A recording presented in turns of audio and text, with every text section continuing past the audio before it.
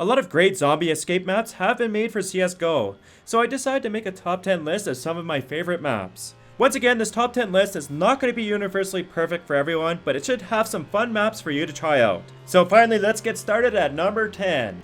At number 10, Doom. Any true FPS gamer will have respect for the original series, and this map at least imitates some of those great epic memories.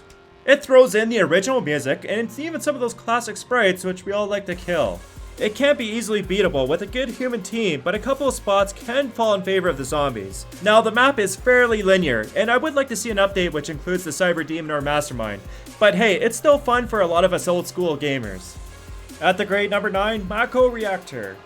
Anything related to Final Fantasy is usually overplayed in Zombie Escape, but this map is still fun and fairly balanced. The boss is animated and has been changed over several versions of this map, but it's generally easy to defeat. The level layout is well designed and there are multiple paths in a few areas which make things a little bit interesting. It looks fairly good and it even brought some great memories back. Overall, it's not too hard and it can be beaten by a decent team, and it's a must play for anyone new to Zombie Escape.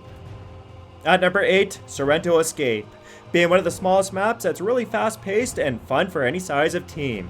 It is featured around the edge of a town, and ultimately you defend from a stronghold position in a fort. I thought it was really cool to play since matches are not drawn out, and there are a couple paths for zombies to take. SORRENTO Escape is one of the most detailed maps out there, with smooth gameplay, so make sure you give it a try. Coming in at number 7, FAPESCAPE. Once again, this is another map with multi-levels, and it can be challenging with a good team. It also takes on the LEGO theme build and provides a huge castle with brilliant architecture and layout. It's one of the better classic LEGO themed maps, and there are some odd boss fights to finish off the levels with. I really wondered what the hell I was shooting at times when the bosses appeared, but it was still a really fun map to play with multi-levels.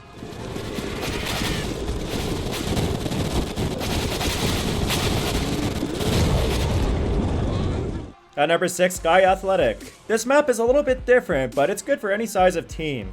It's original, fun, and it has good replay value. It challenges your surfing, bee-hopping, and even timing skills.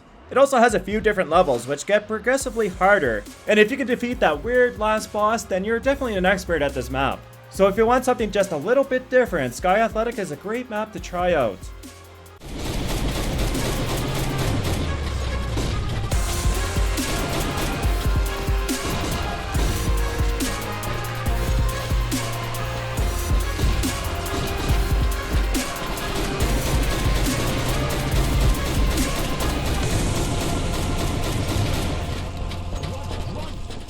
At number 5, Bathroom. It was a very close race between this map and Halloween House, but both maps are excellent to play. If you have an average team, you can easily make it to the second boss, and at this point you realize that half your team is being killed off and you are completely screwed. This map is based on one of those themes which makes everything else exponentially larger in size, and your miniaturized team has to somehow find a way to the other side of the room. Provided with a couple of power-ups and clever use of the environment, it's another great ingenious map, but it does get overplayed at times. At number 4, MAGALA Castle. Built for the experienced team, this is one of the most difficult maps to play. It starts off with 2 routes which can be tough to hold, and it also adds in zombie spawn points at certain time intervals, so over-defending will completely destroy your team. Backpedaling is a must in this grand castle, and door hugging will only help the zombies. I personally like this map because it'll define whether you actually have a good human team, and therefore you'll be able to pick harder maps to play. At number 3, Shroom Forest.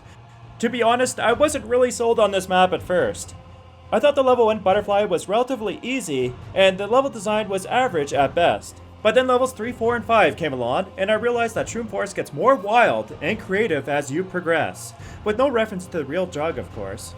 The music fits the levels perfectly, and the boss battles, well, they're just completely insane, but really fun to play. And if your team is good enough to beat level 6, there's even a secret level beyond that to try out. So go forth and save Shroom Forest from its impending doom. At number 2, Pirates Port Royal. Everyone in the Zombie Escape community has probably heard of this map, but it remains one of the best maps because it has well-designed levels, several bosses, and fairly balanced gameplay. The latest update has also overhauled the graphics quite a bit, and there are a couple of added alternate paths. There are even a few innovative power-ups, which can give each team an ultimate advantage. Now this map has been overplayed just a little bit, but not too many people have actually beaten the Deadly Kraken and conquered the last level.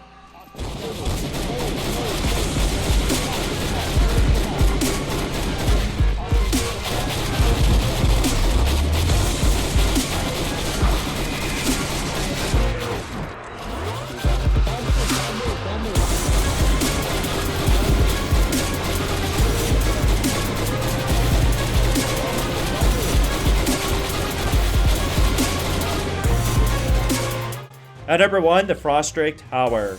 So your team has conquered a few maps and you're a Frostdrake ready. But there's probably not going to be a chance in hell you'll ever beat this level, and most people hate this map due to the sheer difficulty.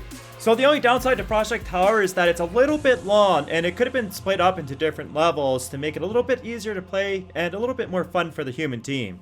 But aside from the unfair gameplay, this map provides great eye candy, it's intricate, and one of the longest maps in Zombie Escape. And if somehow, some way, you actually make it to the top of this grand tower, you'll meet your impending doom with the final boss. So once again, thanks for watching, please like the video and subscribe to my channel.